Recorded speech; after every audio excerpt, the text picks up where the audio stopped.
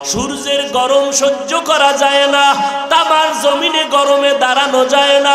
মূসা নবী কাঁদবেন, আল্লাহ আমারে বাঁচাও। ইব্রাহিম নবী কাঁদবেন আর বলবেন, আল্লাহ আমারে বাঁচাও। ঈসা আলাইহিস সালাম কাঁদবেন আর বলবেন, আল্লাহ আমারে বাঁচাও। আম্মা জান আয়েশা বলে, নবী তখন আপনি কি করবেন? আপনি তো দোজাহানের নবী। মায়ার নবী বলেন, আয়েশা আমি তখন মাকামে মাহমুদে আমার মালিকের দরবারে সেজদায় পড়িয়া যাব। সেজদায় পড়িয়া বলবো, আল্লাহ আমার উম্মতের বাঁচাও, আমার উম্মত গুলো বাঁচাও। আমার একটা উম্মত যেন জাহান্নামে ঢুকিয়া না যায়। আমার একটা উম্মত জাহান্নামে গেলে আমি মুহাম্মদ জান্নাতে যাব না। ও নবী তখন কান্নার পরে কি হবে? নবী বলেন, আমার আল্লাহ তখন আমাকে আদেশ দিবে, নবী আর কাঁদবেন না, মাথা উঠাইয়া দেন, আপনার উম্মতের আমি জাহান্নামে দিব না, আপনি বাঁচিয়া বাঁচিয়া জান্নাতের দিকে নিয়ে যান। আম্মা জান আয়েশা বলে, নবী কোটি কোটি কোটি মানুষের মধ্যে আপনার উম্মত গুলো কেমনে বাছাই করবেন? আমার মায়ার নবী বলে, আয়েশা আমার উম্মত যারা ওযু বানাইয়া 5 বেলার নামাজ আদায় করেছে, ওদের ওযুর অঙ্গগুলো কিয়ামতের ময়দানে নূরের আলোতে ঝলমল করতে থাকবে। আমি নবী দেখা দরিয়া দরিয়া নিয়া হাউজে কাউসারের সামনে দাঁড় করাইয়া আমি নবী নিজের হাতে কাউসারের পানি পান করাবো। ও আল্লাহর বান্দারা, ওই দিন যদি আল্লাহর নবী বলেন আমার উম্মতের আমি লাইনে দাঁড় করায় যখন কাউসারের পানি দিব, দিতে দিতে দেখবো হঠাৎ করে একটা পর্দা পড়ে গেছে মাঝখানে। আমি বলবো, ফেরেশতারা পর্দা দিলা কেন? আমার উম্মত তো এখনো লাইনে দাঁড়ানো। ফেরেশতারা বলবে, আল্লাহর নবী এই উম্মত আপনার উম্মত না। বলে কেন? বলে আপনি দুনিয়া থেকে বিদায়ের পরে এরা নামাজ পড়ে নাই, আপনার সুন্নতের জবাই করেছে। নবী বলবে, তাই যদি হয় এরগো আমার দরকার না, তোরা ভেগে যা, আমি তোদের নবী না, তোরা আমার উম্মত না। ওরে যুবক, আল্লাহ যদি ওই নবী যদি ওই কথাটা তোমার আমার কপালের দিকে বলিয়া ফালায়, বলো বাবা ওই দিন তোমার উপায় কি হবে, আমার উপায় কি হবে? অতএব আল্লাহর দরবারে এখনো সময় আছে, তওবা করে কান্না করো। মরিয়া গেলে যাবা, হায়াতের মালিক আল্লাহ, ইজ্জতের মালিক আল্লাহ, রিজিকের মালিক আল্লাহ।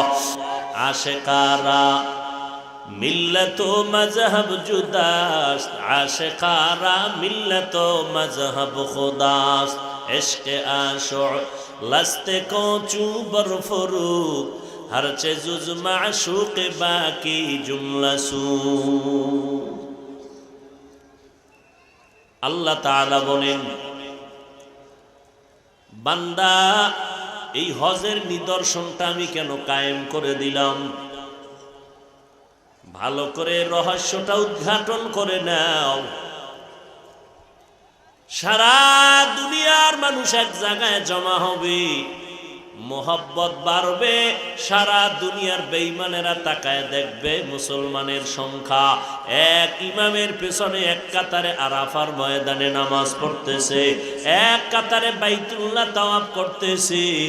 বেঈমানেরা এগুলো দেখলেই ওদের ঘুম হারাম হয়ে যাবে, আর মুসলমানের দিলের মধ্যে সাহস বেড়ে যাবে। আমরা এত মুসলমান, আমাদের এত কেন ভয়? আমরা তো মুসলমান এখনো বেঁচে আছি। এত মুসলমান বাইতুল্লাহর গিলাফ ধরে ধরে লাব্বাইকের আওয়াজ দিতেছে, আমাদের কোনো ভয় নাই, আমাদের বিজয় দিবেন আমাদের আল্লাহ। আলহামদুলিল্লাহ, আমরা এই সাহসটা হজের ময়দানে গেলে পাই। এই জন্য জামাতের গুরুত্ব বেশি। জামাতের ইবাদত করো জামাতের সাথে, গুরুত্ব বেশি। নামাজ পড়ো জামাতের সাথে, গুরুত্ব বেশি। ওয়ারকাউ মা'আর রাকিঈন। তবে হাজী সাহেব, তোমার হজ হতে হবে আমার আল্লাহর জন্য। একটা গুনাহ যেন তোমার না হয়। শুরু থেকে অন্তরের নিয়তকে পরিশুদ্ধ করে নাও। মানুষ সারাদিন ক্লাস করার পরে একটা শিক্ষক হাজিরা দেয়, ও বান্দা তুমি যেখানে সেখানে নামাজ পড়ছো, বাইতুল্লাহ গিয়ে একটা হাজিরা দিবা। তুমি যে এত টাকার মালিক হইছো, তোমার শরীরটারে এত সুন্দরভাবে আল্লাহ বানাইছেন, তার শুকর আদায় করবা বাইতুল্লাহ গিয়া। ওখানে যাওয়ার এক কারণ বললাম, সারা দুনিয়ার মানুষের, মুসলমানের ঈমানের পাওয়ার বাড়ে, স্পৃহা বাড়ে, মোহব্বত বাড়ে। বেঈমানের অন্তরের মধ্যে কম্পন শুরু হয়, অন্তর ছোট হয়ে যায়। দ্বিতীয়, ওই জায়গায় যাওয়ার পরে মানুষের অহংকার জবাই হয়ে যায়, জবাই। এই টাকাওয়ালা, তোর টাকার বাহাদুরি কই গেল? রিক্সা ড্রাইভারও যেই লেবাস পইরা লাভবাইকের আওয়াজ দেয়, ভিক্ষা করে। কোটিপতিরাও সেই পোশাক পরে বাইতুল্লাহর কিনারায় মাওলার কাছে ভিক্ষা চায়। নাকি ধনীরা আলাদা যায়? হ্যাঁ, যতই মাস্তানি করো রে বাবা, সৌদি এয়ারলাইন্সে গেছো একটু টাকা বেশি, বিজনেস ক্লাসে গেছো আরামে খাইতে খাইতে গেলা, কিন্তু বাইতুল্লাহ নাই না, কোনো বিজনেস নাই, কোনো বিজনেসম্যান নাই রে বাবা। রিক্সা ড্রাইভারও জুতা খুলছে, তুইও জুতা খোল। রিক্সা ড্রাইভার সাদা কাপড় পরছে, মরার আগে মর, মরার কাপড়টা লাগা। আর সারা দুনিয়ার মানুষের জানায় দিবি আমার টাকা কই, বাড়ি কই। রিক্সা ড্রাইভার যেমন এখানে ফকির, আমি কোটি টাকার মালিকও বাইতুল্লাহর দরজায় ফকির। রিক্সা ড্রাইভার টুপি ফালায় দিছে, তুইও ফালা। রিক্সা ড্রাইভার দুইটা সাদা কাপড় পরছে, তুইও পর। গিরা দিতে পারবি না, সেলাই দিতে পারবি না, আবার বোরকার মতো পুরো শরীর ঢাকতেও পারবা না। মাথা খোলা রাখবা, চেহারা খোলা রাখবা। যদি মাথা আটকায় দাও, চেহারা আটকায় দাও, হজ হবে না। সব ওখানে অহংকার দমন করে। কে ধনী, কে গরিব, কে আলেম, কে মূর্খ, কোনো ভেদাভেদ নাই। সব এক কাতারে দৌড়ায়। ঢাকা থেকে যারা ইহরামের কাপড় পরে, তাদের লাভবাইক শুরু হয়ে গেছে, আল্লাহ আইতেছি তোমার দরবারে। ও বান্দা, ইবাদত করতে করতে করতে করতে, আল্লাহ মানুষ বানাইছেন ইবাদতের জন্য। ইবাদত করতে করতে বান্দা আল্লাহর মোহাব্বত তৈরি হয়ে গেছে। আল্লাহর সিজদা দিতে দিতে বান্দার মোহাব্বত বাড়তেছে। এক পর্যায়ে মোহাব্বত বাড়তে যাইয়া আল্লাহকে পাওয়ার আগ্রহ সিনার মধ্যে আসছে। মূসা আলাইহিস সালাম মাদিয়ান এলাকা থেকে বিবি সফুরা শুআইব আলাইহিস সালামের স্ত্রী নিয়ে রওনা। মিশরের জমিনে যায়, স্ত্রীর গর্ভে বাচ্চা। শীতের রাত, কত দূর গিয়া হঠাৎ প্রসব বেদনা যখন শুরু হয়ে গেল, পয়গম্বর মূসা স্ত্রীকে সান্ত্বনার জন্য গরম দরকার, আগুনের দরকার। নজর করে দেখে দূরে আগুন দেখা যায়। মূসা নবী স্ত্রীকে বসাইয়া বলে আগুন আনতে যাই। আগুন আনতে যাইয়া সামনে যত আগায় দেখে আগুন তত পেছনে যায়। মূসা নবী যত সামনে যায় আগুন তত পেছনে যায়। এভাবে মূসা নবী আগাইতেছেন। কিছু দূর যাওয়ার পর হঠাৎ একটা আওয়াজ, কানের মধ্যে একটা আওয়াজ চলে আসলো। এমন একটা আওয়াজ, ইয়া মূসা ফাখলা'না আলাইকা বিল ওয়াদিল মুকাদ্দাসি তুয়া। এই মূসা, জুতা খুলে ফেলো। মূসা নবী বলে, মানুষ যদি আমার আওয়াজটা দিত, হয়তো ডান দিক, না হয় বাম দিক, না হয় সামন দিক, না হয় পেছন দিক, কিন্তু যে জুতা খোলার আওয়াজটা পাইলাম, চতুর্মুখী একটা আওয়াজ। আমি জিজ্ঞাসা করলাম, মান আনতা, আপনি কে? জবাব আসলো গাইবী ভাবে, আনা রব্বুক, আমি তোমার রব। কে তুমি? আমার রব। বলে হ্যাঁ আমি তোমার রব। মুসা নবী এবার কথা শুরু করলেন, জুতা খুলো, এটাও পবিত্র জায়গা, জুতা নিয়ে ওঠা যাবে না। মুসা নবী কথা বলেন, আল্লাহ জবাব দেন। মুসা জবাব প্রশ্ন করে, আল্লাহ জবাব দেয়। কথা বাড়তেছে, মোহাব্বত বাড়তেছে। কথা বলতে বলতে মোহাব্বত এমন পর্যায়ে গাঢ় হয়ে গেল। মুসা নবী ডাক দিয়া কয়, রব্বি আরিনি, আল্লাহ গো আর পর্দার আড়ালে কত কথা বলবা, এবার পর্দাটা সরায় দাও, আমি তোমার একটা নজর দেখতে চাই। या इलाही मुझसे मुझको दूर कर, ताके देखो मुझ में तुझको एक नजर। या इलाही तू मेरा माबूद है, या इलाही तू मेरा माशूक है। আল্লাহর ইবাদত মসজিদে যাইতে যাইতে জিকির করতে করতে অন্তরের মধ্যে মায়া জন্ম হয়ে গেল। বান্দার অন্তরে তামান্না, একটু যদি আমার মাওলারে দেখতে পারতাম, কলিজা ঠান্ডা হয়ে যাইত। মাওলারে কোথায় পাই? সন্তান কাঁদতেছে, আমার আব্বায় মারা গেছে, আব্বারে দেখি না। এবার একজন আইসা কয়, তুই বাবার জন্য এত কাঁদো কেন? ধর, এই তোর বাবার একটা জামা দিলাম, এটা তোর বাবার জামা। সন্তান জামাটা পাইয়া বুকের মধ্যে লাগাইয়া চেপে ধরে কান্না করে, আমার বাবারে পাই নাই, তবে আমার বাবার ব্যবহারের জামাটা পাইছি। আমার দিলটা হালকা হলে, একটু শান্ত হলো। আল্লাহর আশিক যারা পাগলের দল, এই বান্দাগুলো আমার আল্লাহরে তালাশ করে, ইবাদতের মধ্যে ওরা আল্লাহরে তালাশ করে, জিকির করে আর অন্তর দিয়ে আমার মাওলারে তালাশ করে, খানা খায় আমার মাওলার তালাশ করে, আসমানের দিকে তাকায় আর আমার মাওলার তালাশ করে। ওই আল্লাহরে সিজদা দেই, আল্লাহরে কই পাই? আমার আল্লাহ ডাক দিয়ে কয়, আমারে দুনিয়ার জমিনে তুই কখনো তালাশ করিয়া পাবি না, তবে আমার নমুনা কিছু রাইখা দিলাম, যদি ওখানে যাইতে পারো, একটু মোহাব্বত অন্তরে তাসাল্লি হবে, শান্ত হবে। আমি একটা ঘর বানায় রাখছি, বাইতুল্লাহ তার নাম, আমার ঘর, ওইটা আমার ঘর। জামালপুরের মসজিদও আল্লাহর ঘর, জাতীয় মসজিদ বাইতুল মুকাররম আল্লাহর ঘর, কিন্তু আল্লাহ ডাইরেক্ট কয় নাই বাইতুল্লাহ। ওই মক্কা নগরীর ঘরটাকে আমার আল্লাহ বলেছেন এটা আমার ঘর, বাইতুল্লাহ। এই বাইতুল্লাহ আমার ঘর। মদিনার নবী বলেন, ওই বাইতুল্লাহ আমার আল্লাহর ঘর। ওখানে গিয়া যদি বাইতুল্লাহর হজরে আসওয়াদ পাথরটায় চুমা খাইতে পারো, ওরে আল্লাহর বান্দা, আমার মাওলার কুদরতের হাতে চুমা খাওয়ার বরকত পেয়ে যাবি। বাইতুল্লাহর দরজাটা আর হজরে আসওয়াদের মাঝখান জায়গাটাকে মুলতাজাম বলা হয়। ওখানে গিয়া যদি সিনাটা লাগাইয়া দিতে পারো, ওই বাইতুল্লাহর দরজা আর হজরে আসওয়াদ পাথরের মাঝখান জায়গা মুলতাজাম বলা হয়। ওই জায়গায় বুকটা লাগাইয়া যদি চাপ দিতে পারো, ও বান্দা, তুই মাওলার সাথে কুদরতের মোলাকাতের বরকত পেয়ে যাবি। ইয়া ইলাহি তু মেরা মাবুদ হ্যায়, ইয়া ইলাহি তু মেরা মাশূক হ্যায়। হজের নিদর্শন হলো আমার মাওলার মোহাব্বতের পাগলামি, আর কিছুই না। আমার দরবার পাগলামির দরবার।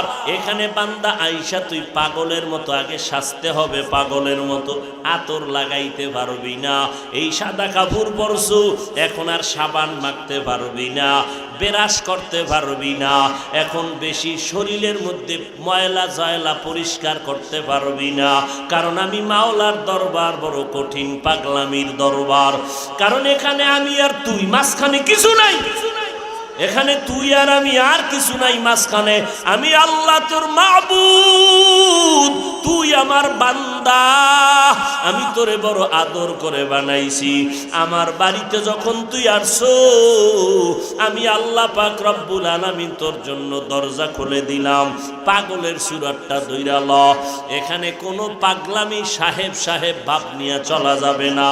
ওই বাইতুল্লাহর চারপাশে দৌড়াবি, পাগলের কাম শুধু দৌড়ানো, দৌড়াবি তাওয়াব করবি আর আওয়াজ দিবি লাব্বাইক আল্লাহুম্মা লাব্বাইক লাব্বাইক লা শারীকা লাকা লাব্বাইক ইন্নাল হামদা ওয়ান নি'মাতা লাকা ওয়াল মুলক লা শারীকা লাক। বান্দা তুমি লাব্বাইকের আওয়াজ দাও, আস্তে দেওয়া যাবে না, খবরদার মাওলার দরবারে আওয়াজ দিয়া তুমি বলতে হবে, আওয়াজকে ছোট করা যাবে না। তুমি বড় লোক মানুষ, আস্তে আস্তে বলবা, কাজ হবে না।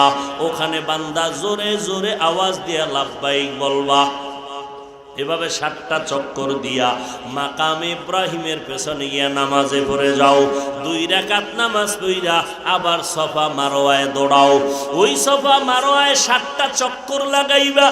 এখানে আমার হাজেরার নিদর্শন, ইব্রাহিমের স্ত্রী হাজেরার নিদর্শন। আমার হাজেরা ইসমাইলের কান্না বন্ধ করার জন্য ইব্রাহিম যখন আমার ইসমাইলের হাজেরারে সহ এই বাইতুল্লাহর কিনারায় রেখে গেল, মানুষ নাই, চারদিকে জঙ্গল আর কিছুই নাই। এরে পর্দার আড়ালের আম্মা জান মা হাজেরা আমার মাওলার মোহব্বতে কেমন পাগলামি করেছেন।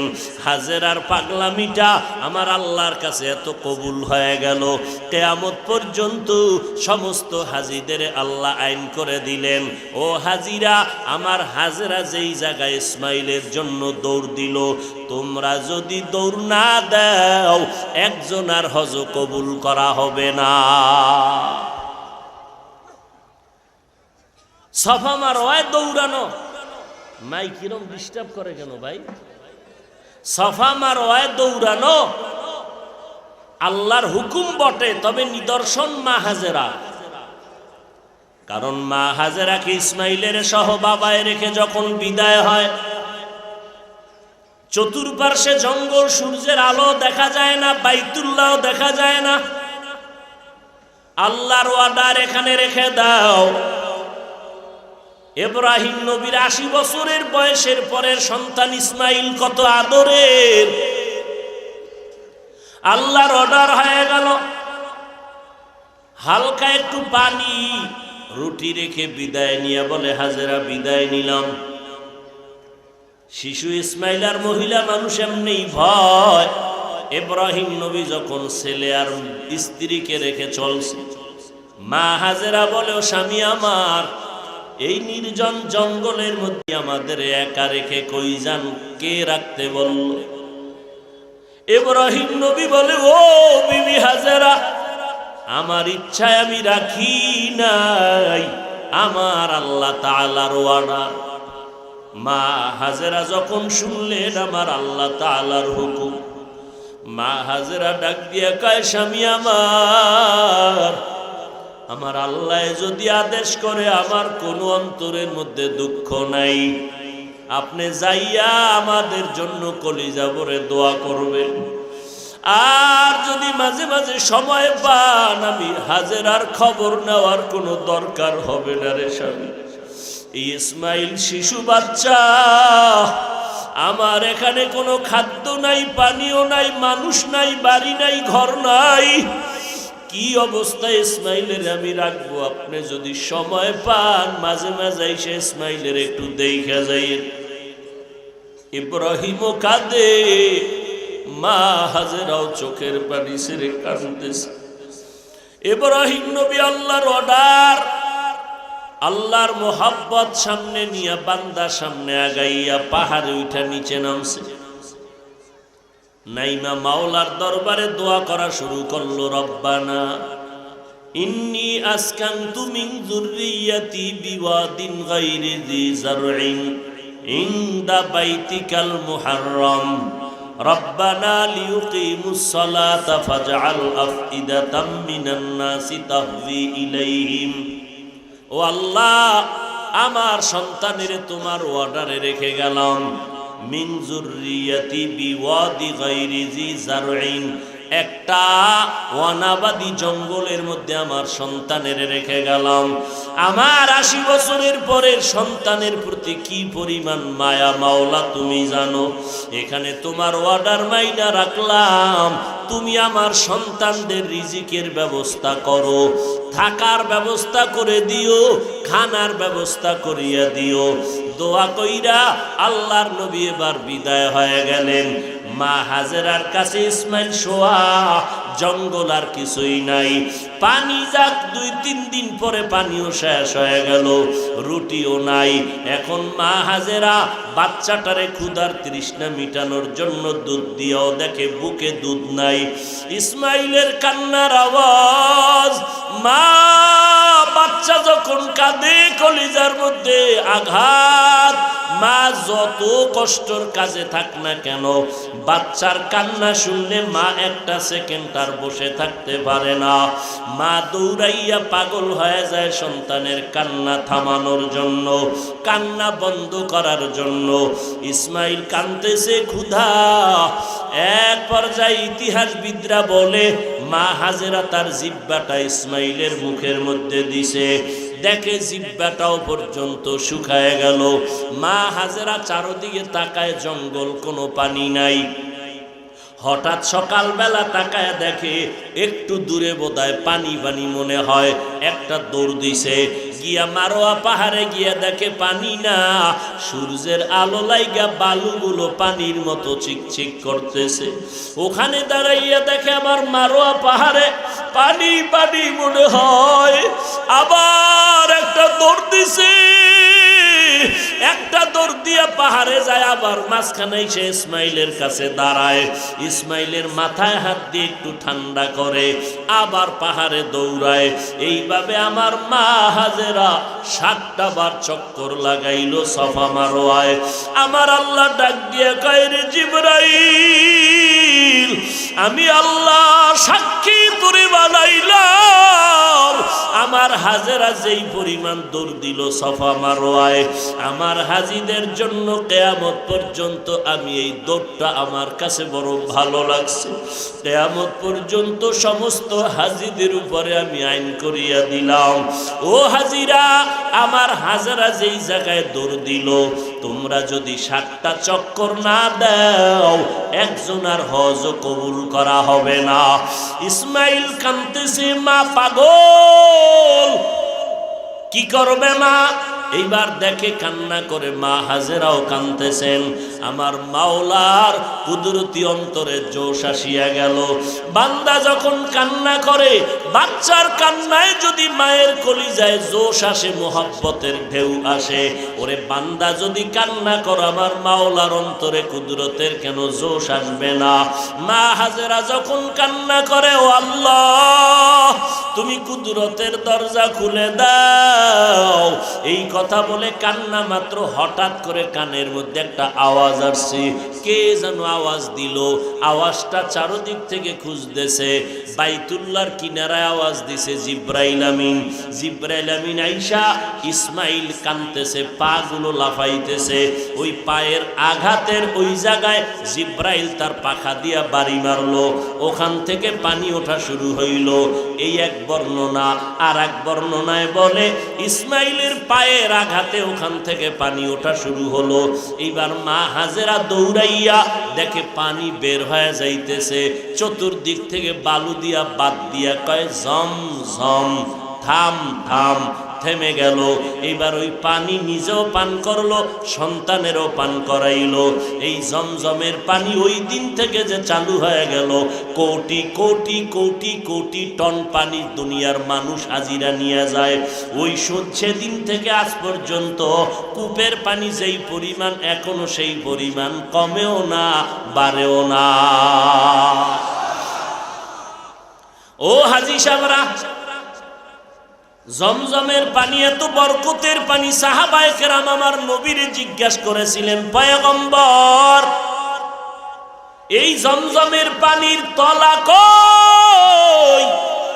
মায়ার নবী বলেন, ও সাহাবায়ে কেরাম, এই জমজম কূপের তলা হলো হাউজে কাউসারের সাথে। এই জন্য জমজম পানি দাঁড়াইয়া কোনো কিছু মুসলমানের জন্য খাওয়া নিষেধ। তবে বান্দা, জমজমের পানি তুমি কিবলা দিয়ে ফিরে দাঁড়াইয়া পান করো, সুন্নত। এই পানি পান করলে পিপাসা নিবারণ হবে, পেটের ক্ষুধা নিবারণ হবে, রোগের ঔষধ শেফা হয়ে যাবে। হাজী সাহেবরা কঠিন ক্লান্ত, এক গ্লাস জমজমের পানি পান করছে, ক্লান্ত দূর হয়ে গেছে। আল্লাহ এমন বরকত রেখে দিলেন, সারা দুনিয়ার গবেষকরা একমত জমজমের পানির মতো এত বিশুদ্ধ পানি জমিনে আর মোটেও নাই।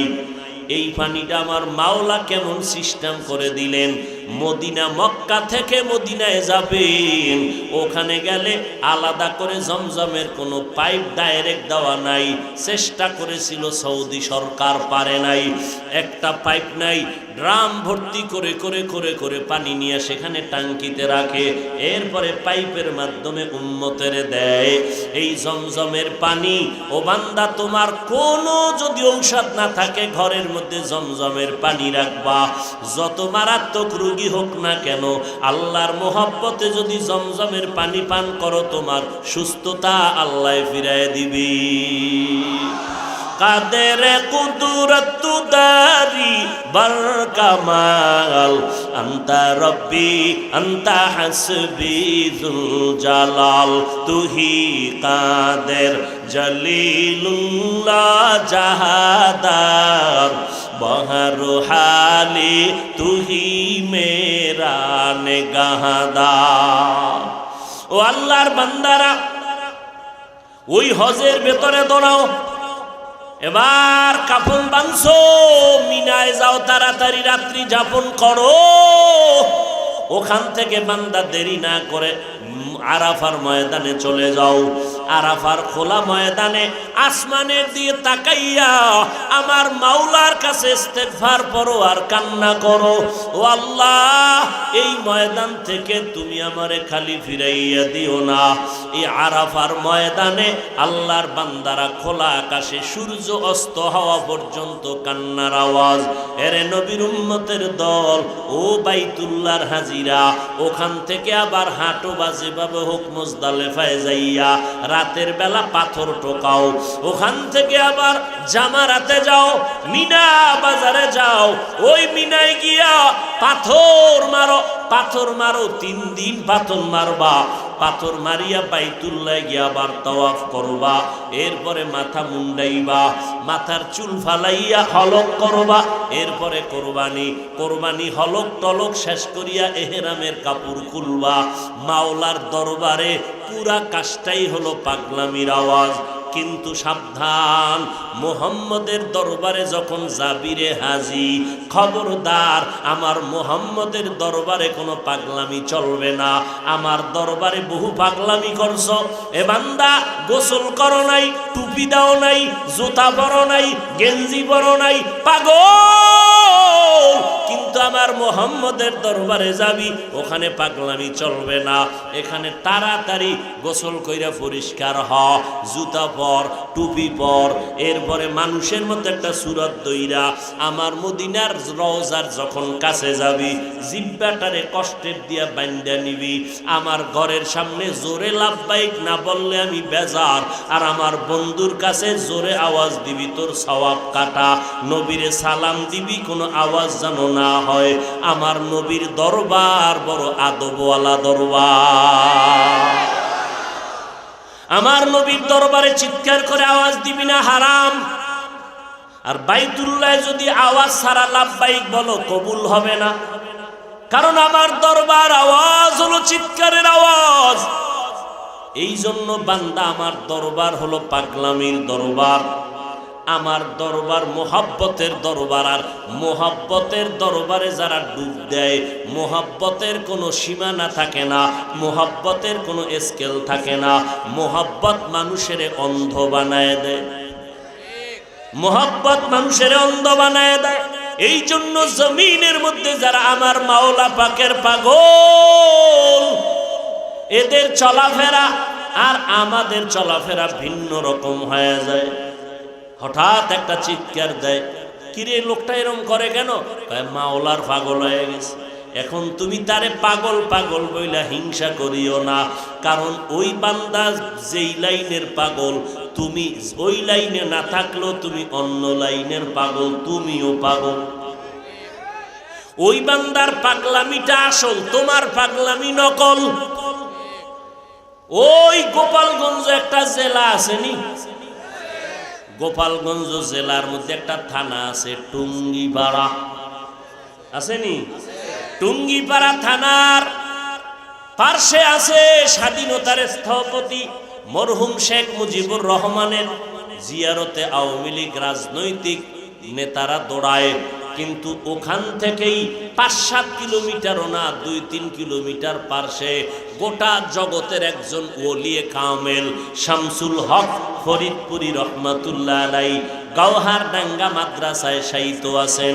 যেই শামসুল হক ফরিদপুরির হুঙ্কারে আইয়ুব খান পর্যন্ত মাথা নত করেছে। শামসুল হক ফরিদপুরি কলকাতা আলিয়া মাদ্রাসায় ইংলিশ মিডিয়ামে উচ্চতর ডিগ্রি নিছেন, যথেষ্ট পরিমাণ জেনারেল লাইনও যথেষ্ট এলেমওয়ালা, আখেরাতের লাইনে এলেমওয়ালা। লালবাগ মাদ্রাসা, বিবারিয়া জামিয়া ইউনিসিয়া সহ মালিবাগ মাদ্রাসা, চৌধুরীপাড়া মাদ্রাসা, এরপরে ফরিদাবাদ মাদ্রাসা সহ সবগুলোর শিক্ষকতা করলেন। দীর্ঘদিন আল্লাহর বান্দা লালবাগ মাদ্রাসায় মুহাদ্দিসগিরি করলেন। ওই শামসুল হক ফরিদপুরি আধ্যাত্মিক জগতের রাহবার, তিনি এক বয়ান লিখতে গিয়ে বলেন, আল্লাহ কয়, ও দুনিয়ার মুমিনেরা, আমি শামসুল হক বললাম, ও দুনিয়ার পাগলেরা, কারণ দুনিয়াতে যত মানুষ হলো সব পাগল, এমন একটা মানুষ জমিনে নাই যেই মানুষটা পাগল না। কেউ ক্ষমতার পাগল, কেউ চাকরির পাগল, কেউ নারীর পাগল, কেউ গাড়ির পাগল, কেউ সৌন্দর্যের পাগল, কেউ সম্পদের পাগল, আর একদল মানুষ হলো আল্লাহর পাগল। যেই লোকটা ক্ষমতার পাগল, ও নামাজে দাঁড়াইয়াও খালি চিন্তা চেয়ার আসে না গেছে। যেই লোকটা বাড়ির পাগল, 24 ঘন্টা ঘুমের ভিতর বাড়ি বাড়ি কয়া চিৎকার দেয়। যেই লোকটা নারীর পাগল, নারী নিয়ে গবেষণা, ফিকির, জিকির, নারী নারী নারী নারী নারী। ওরে নারীর পাগল যদি নারী নারী জিকির করে, বাড়ির পাগল যদি 24 ঘন্টা বাড়ির জিকির করে, ওরে যারা আমার আল্লাহর পাগল, এরা কেন আল্লাহ আল্লাহ জিকির করবে না? अल्लाह अल्लाह क्या मुबारक नाम है, अल्लाह अल्लाह आशिकू का काम है। एरे अल्लाहर बंदारा, অতএব টাকার পাগল তুমি, গাড়ির পাগল, কেউ নারীর পাগল, কেউ ক্ষমতার পাগল, কেউ টাকার পাগল। ও বাবা, আর একদল আল্লাহর পাগল। এখন তুমি চিন্তা করো কোন দিকের পাগল হইলে তোমার লাভ বেশি, চিন্তা করো। ও নবীর উম্মতেরা, বাড়ি বাড়ি পাগলামি করতে গিয়া বহু পাগল বাড়ি সাইরা খালি হাতে কবরে গেল। গাড়ির পাগলেরা গাড়ি সাইরা কবরে গেল, সাথে নিয়ে যাইতে পারলো না। ও আল্লাহর বান্দারা, নারীর পাগল নারী নারী করে করে খালি চলে গেল, এর সাথে নারী যায় নাই, বাড়ি যায় নাই, গাড়ি যায় নাই, বরং নিজের আপন জনেরা গেঞ্জিটা বেলেট দিয়া কেটে রাইখা দিল। আর যারা আমার মাওলার পাগল, যারা মদিনার পাগল, এদেরকে তাকাইয়া দেখো, কবরে যাওয়ার পর এরা আল্লাহরে পাবে, মদিনার নবীরেও পাবে। প্রশ্ন 3টা করবে, তুমি কোন দলের নেতা জানার দরকার নাই, তুমি কি পরিমাণ টাকার মালিক জানার দরকার নাই, তুমি হিন্দু না বৌদ্ধ না মুসলমান, হুজুর না হুজুর না, শ্রোতা না বক্তা, ডাক্তার না রোগী, কোনো ভেদাভেদ নাই। সবার বেলায় প্রশ্ন হবে 3টা, রবের পরিচয় দাও, ধর্মের পরিচয় দাও, রাহমাতুল্লিল আলামিনের পরিচয় দাও। এই 3টা প্রশ্নের জবাব যারা দিতে পারবে, তাদের জন্য কবর হবে রওজাতুম মির রিয়াজিল জান্নাহ। আর যারা জবাব দিতে পারবে না, তাদের জন্য কবর হবে হুফরাতুম মিন হুফারিন নার। ও যুবকেরা, ও বৃদ্ধ বাবাজিরা, ও পর্দার আড়ালের আম্মা জানেরা, দুনিয়াটা কিছুই না রে মা, আল্লাহর মুহাব্বত নিয়ে চলো। আমার আল্লাহর কোরআন এখনো আছে রে যুবক, তুমি স্কুলে পড়ো, কলেজে পড়ো, বাধা নাই। তুমি ডাক্তার হও, ইঞ্জিনিয়ার হও, বাধা নাই। তুমি চাকরি করো, তুমি ব্যবসা করো, আলহামদুলিল্লাহ। আমার মতো হুজুর হওয়ার তোমার কোনো প্রয়োজন নাই। তুমি স্কুলে পড়িয়া ডাক্তার হও, ইঞ্জিনিয়ার হও, চেয়ারম্যান, মেম্বার, এমপি, মন্ত্রী হও, তাতে কোনো আমাদের বাধা নাই। তবে অনুরোধ একটাই বাবা, মরার আগে আমার আল্লাহরে নিয়ে কবরে যাও, মদিনার সুন্নত নিয়ে কবরে যাও। কারণ দুনিয়া কিছুই না, স্কুলে পড়িয়া মাওলারে ভুলিও না রে বাবা। তোমার মতো কত যুবক স্কুল কলেজে পড়িয়াও এক বেলার নামাজ ছাড়ে না, আছে না নাই? তুমি পারো না কেন রে বাবা? তোমার মতো যুবক রাস্তায় গাড়ি চালায়, ড্রাইভার, আজান হয়ে গেল, গাড়ি বন্ধ করে নামাজে গেল। বলো বাবা, তুমি তো মুসলমান, তুমি আল্লাহ মানো, কোরআন মানো, নবী মানো, হাদিস মানো, জান্নাত মানো, জাহান্নাম মানো। আমগো হুজুরদের যদি অবিশ্বাস করো, ঠিক আছে, 1 মিনিটের জন্য মেনে নিলাম। আমগো হুজুরগো মানার কোনো দরকার নাই। আমার মাওলার কোরআনটা হাতে ল। যদি কও হাফিজ ভাই আরবি বুঝি না, বাংলা কিনা ল। যদি বলো টাকা নাই, মোবাইলে আজকে গিয়া সার্চ দিবি, বাংলা কোরআন লিখে ডাউনলোড কর। 114 সূরা যখন এসে যাবে, ফাঁকে ফাঁকে বালিশে মাথা লাগাইয়া 2-1টা কোরআনের সূরার তরজমা পড়বি বাংলায়। আল্লাহ পাক কোরআনে জান্নাতের বয়ান করেছেন, জাহান্নামেরও বয়ান আল্লাহ করেছেন। আজ পর্যন্ত 1500 বছর হয়ে গেল, এই কোরআনের একটা ভুল কোনো বেঈমানে বের করতে পারে নাই। বহু অপচেষ্টা করেছিল, পারে নাই তো পারেই নাই, বরং মাথা নত করে 100 কোটি বেঈমানেরা কালেমা পড়ে মুসলমান হয়ে গেল। ও জামালপুর, ও নান্দিনা বাজারের মুসলমানেরা, শিক্ষিত সমাজেরা বলো, আমার মাওলার কোরআনে কোনো ভুল আসেনি? আল্লাহর কোরআনে জান্নাতের বয়ান, জাহান্নামের বয়ান আসেনি? কে জান্নাতে যাবে, কে জাহান্নামে যাবে, তাও আমার আল্লাহ কোরআনে বলে দিলেন। ইন্নাল আবরারা লাফি নাঈম ওয়া ইন্নাল ফুজ্জারা লাফি জাহিম। আল্লাহর নেক আমলওয়ালারা জান্নাতি, যারা গুনাহ করবে তারা জাহান্নামী। এরে আল্লাহর বান্দা, এবার জান্নাতটা কেমন আরামের ঘর আল্লাহ তাও কোরআনে বয়ান করেছেন। জাহান্নামটা কেমন ভয়ঙ্কর তাও আমার আল্লাহ কোরআনে বলেছেন। ও পর্দার আড়ালের আম্মা জান, আপনার মতো এখনো বহু নারী ঘরের মধ্যে আছে 5 বেলার নামাজি। আপনাদের এত মর্যাদা মদিনার নবী দিয়ে গেলেন, আল্লাহ দিয়ে গেলেন। দুনিয়ার কোনো ধর্মে নারীর মর্যাদা দিতে পারে নাই। সব ধর্মের মধ্যে নারীর উপরে জুলুম করেছে, অত্যাচার করেছে। একমাত্র ইসলাম ধর্মের দ্বারা নারীর সম্মান অক্ষুণ্ণ করেছে। ও পর্দার আম্মা জানেরা, আপনারা নবীদের মা, সাহাবায়ে কেরামের মা, আউলিয়ায়ে কেরামের মা, বড় বড় বড় বড় সন্তানের মা আপনারা। এসপি সাহেবের ব্যবহার ভালো, ডিসি সাহেবের ব্যবহার ভালো, ওসি সাহেবের ব্যবহার ভালো, চেয়ারম্যান এমপি সাহেবের ব্যবহার ভালো। খোদার কসম, এই ভালো ভালো যত বলো রে বাবা, এই সব ভালোর পেছনে আছে মায়ের কলিজা ভাঙ্গা অবদান। মায়ের আদর্শ ভালো, এই কারণে ওসির ব্যবহার ভালো, ওর মা ভালো এই জন্য ডিসির ব্যবহার ভালো। মায়ের আদর্শ ভালো এই জন্য চেয়ারম্যানের ব্যবহার ভালো। এরে পর্দার আড়ালের আম্মা জান, আপনাদের ভালোর কারণে সন্তান ভালো, আপনাদের চরিত্র খারাপ হওয়ার কারণে সন্তান খারাপ। ও যুবকেরা, ওই মা বাবার দোয়া ছাড়া আগাইতে পারবা না। ও পর্দার আড়ালের আম্মা জানেরা, সন্তানটাকে ডাক্তার বানান, আলহামদুলিল্লাহ। সন্তানটাকে ইঞ্জিনিয়ার বানাইয়েন, আলহামদুলিল্লাহ। দোয়া করে গেলাম, সন্তানটারে প্রফেসর বানাবেন, আলহামদুলিল্লাহ। তবে অনুরোধ, আপনার সন্তানটাকে বেয়াদব বানাবেন না। আপনার সন্তানের ব্যবহারে যেন কখনো আলেমরা কষ্ট না পায়। আপনার সন্তানের ব্যবহারে এলাকার মানুষ, মুরব্বীরা যেন কখনো কষ্ট না পায়। আপনার সন্তানের আচরণের কারণে ওর সমবয়সী যুবকেরা যেন দুশ্চরিত্রবান হইয়া না যায়। ও মা, আপনাকে সতর্ক হইয়া চলতে হবে এবং আল্লাহর কাছে আপনাকে দোয়া করতে হবে। ও বৃদ্ধ বাবাজিরা, সন্তান ঠিকমতো আপনার সেবা করে না, সম্মান করে না, হুজুরদের কাছে যেই পরিমাণ দোয়া চাইলেন এর অর্ধেক যদি আমার আল্লাহর কাছে বলতেন বাবা হইয়া, মা হইয়া, আপনার সন্তান বহু আগেই আপনার গোলামি করতে বাধ্য হয়ে যাইত। আল্লাহকে বলবেন না, কারণ সন্তানের জন্য মা বাবার দোয়া করতে দেরি, কবুল হইতে দেরি না। ওরে পর্দার আড়ালের মা বোনেরা, অনুরোধ করে বলি, চরিত্র সুন্দর করো।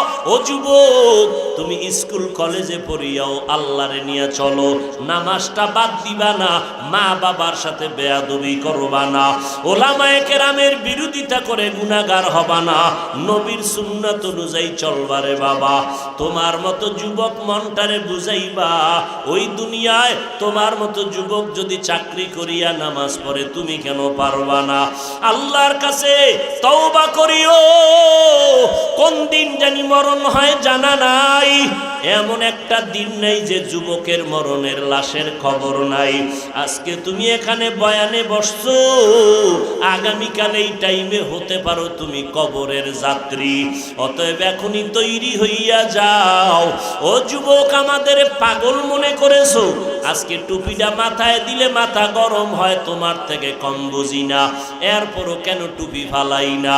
দাড়িটা রাখার কারণে যৌবনের ভাব চলে যায়, বুঝার পরেও কেন দাড়ি ফালাই না? লম্বা জামা গায়ে দেওয়ার কারণে শরীর গরম লাগে, তারপরও কেন ফালাই না?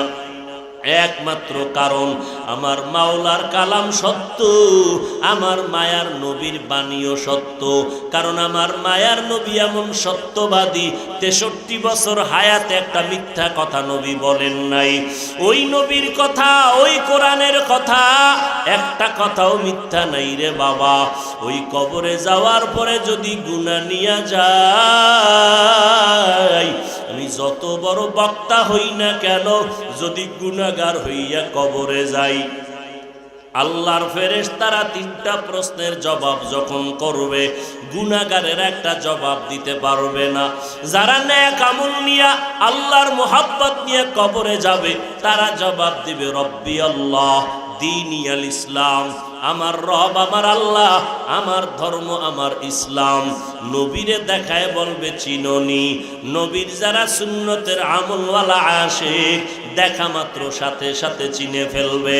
নবীজি বলেন, আমার আল্লাহ সাথে সাথে আওয়াজ দিবেন, গাইবি আওয়াজ, ও ফেরেশতা, আমার বান্দার জন্য কবরে বেহেশতের বিছানা দাও, জান্নাতের সাথে রাস্তা বানায় দাও।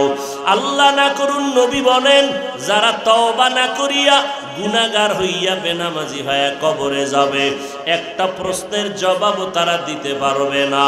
আমার আল্লাহ সাথে সাথে আওয়াজ দিবেন, ও কবরের ফেরেশতা, এই নাফরমান গুনাহগার বেনামাজির আর কোনো প্রশ্ন করিও না, কবরের ভেতরে জাহান্নামের বিছানাটা দিয়া দাও, আগুনের বিছানা দাও, জাহান্নামের সাথে রাস্তা বানায় দাও। আল্লাহ বলবেন, এরে কবরের মাটি, এই নাফরমান আমার দেওয়া পানি, আমার দেওয়া সূর্যের আলো, চাঁদের আলো, বাতাস, জমিনের ফসল, গাছের ফল খাইলো, নদীর মাছ খাইলো, এত বড় নিমক হারাম, একবারও আলহামদুলিল্লাহ বলে শুকর আদায় করে নাই। ওলামায়ে কেরাম পায়ে ধরে ধরে নামাজের কথা বলতো, নামাজ পড়ে নাই। এখন আর দেরি করা যাবে না, ও কবরের মাটি জোরে জোরে এরে চাপ দাও, এত জোরে চাপ দিবে পাজরের হাড় চুরমার হয়ে যাবে। আম্মা জান আয়েশা বলতেছেন, আমি একদিন দেখি মায়ার নবী আমার রুমের মধ্যে বসে বসে গুনগুন গুনগুন করে কান্না করে। আম্মা জান আয়েশা বলে, নবী কেন কাঁদেন? মায়ার নবী বলেন, ও আয়েশা, হাসরের ময়দানের ভয়ঙ্কর শাস্তির কথা মনে পড়ার কারণে কান্না করি। এমন ভয়ঙ্কর হবে হাসরের মাঠ। আম্মা জান আয়েশা বলেন, কেমন ভয়ঙ্কর? নবী বলেন, এই জমিনটাই হবে কিয়ামতের মাঠ। আল্লাহ আল্লাহর আদালত হবে সিরিয়ার জমিনে। আল্লাহ পাক সব মানুষকে উলঙ্গ দাঁড় করাবে, নারী আর পুরুষেরা সব উলঙ্গ হাসরের ময়দানে দাঁড়াবে। আমার আল্লাহ বলবে, সূর্য তুই নিচে নেমে আয়, তোর যত গরম জমিনে ছেড়ে দে। সূর্যের গরমে মাটির জমিনটা তামা হয়ে যাবে। ওদিকে জাহান্নামের আওয়াজ, জাহান্নাম চিল্লাইতে থাকবে, ও আল্লাহ বেনামাজি গুনাহগার গুলো আমার পেটে দাও, সহ্য করা যায় না। আল্লাহ বলবে জাহান্নাম একটু অপেক্ষা কর। ওদিকে আমার আল্লাহ রাগান্বিত আওয়াজ দিবেন। মায়ার নবী বলেন, আয়েশা, এমন কঠিন হালাত হবে যে সমস্ত হাসরবাসীরা কান্না শুরু করবে। এমন কি যে সমস্ত নবীদের কোনো গুনাহ নাই, নবীরাও পর্যন্ত কান্না শুরু করবেন। আদম নবী উম্মতের কথা ভুলিয়া বলবে, আল্লাহ শুধু আমারে বাঁচাও। সূর্যের গরম সহ্য করা যায় না, তামার জমিনে গরমে দাঁড়ানো যায় না। মূসা নবী কাঁদবেন, আল্লাহ আমারে বাঁচাও। ইব্রাহিম নবী কাঁদবেন আর বলবেন, আল্লাহ আমারে বাঁচাও। ঈসা আলাইহিস সালাম কাঁদবেন আর বলবেন, আল্লাহ আমারে বাঁচাও। আম্মা জান আয়েশা বলে, নবী তখন আপনি কি করবেন? আপনি তো দোজাহানের নবী। মায়ার নবী বলেন, ও আয়েশা, আমি তখন মাকামে মাহমুদে আমার মালিকের দরবারে সেজদায় পড়িয়া যাব। সেজদায় পড়িয়া বলবো, আল্লাহ আমার উম্মতের বাঁচাও, আমার উম্মত গুলো বাঁচাও। আমার একটা উম্মত যেন জাহান্নামে ঢুকিয়া না যায়। আমার একটা উম্মত জাহান্নামে গেলে আমি মুহাম্মদ জান্নাতে যাব না। ও নবী, তখন কান্নার পরে কি হবে? নবী বলেন, আমার আল্লাহ তখন আমাকে আদেশ দিবে, নবী আর কাঁদবেন না, মাথা উঠাইয়া দেন, আপনার উম্মতের আমি জাহান্নামে দিব না, আপনি বাঁচিয়া বাঁচিয়া জান্নাতের দিকে নিয়ে যান। আম্মা জান আয়েশা বলে, নবী, কোটি কোটি কোটি মানুষের মধ্যে আপনার উম্মত গুলো কেমনে বাছাই করবেন? আমার মায়ার নবী বলে, আয়েশা, আমার উম্মত যারা ওযু বানাইয়া 5 বেলার নামাজ আদায় করেছে, ওদের ওযুর অঙ্গগুলো কিয়ামতের ময়দানে নূরের আলোতে ঝলমল করতে থাকবে। আমি নবী দেইখা দরিয়া দরিয়া নিয়া হাউজে কাউসারের সামনে দাঁড় করাইয়া আমি নবী নিজের হাতে কাউসারের পানি পান করাবো।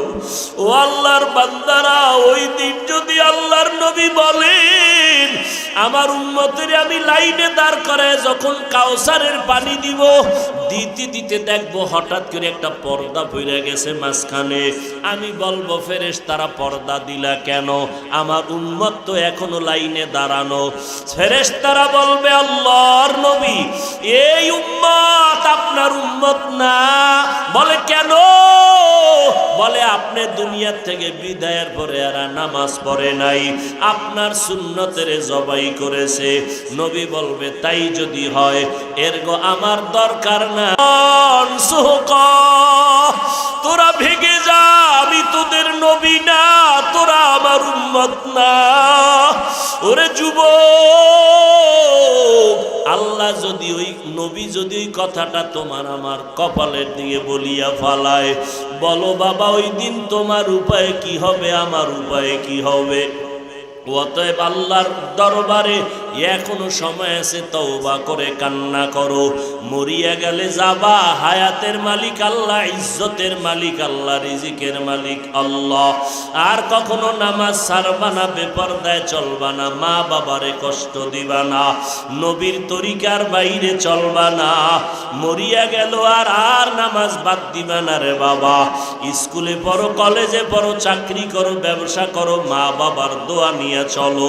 ওই মা বাবার দোয়ার কারণে আজ আমি চেয়ারে বসছি, ওই মা বাবার চোখের পানি আর দোয়ার কারণে তুমি সম্মানের চেয়ার পাইছো, ওই মা বাবার চোখের পানি আর দোয়ার কারণে পরীক্ষায় ভালো নাম্বার পেয়েছো। ওই মা বাবারে কাঁদাইও না রে যুবক।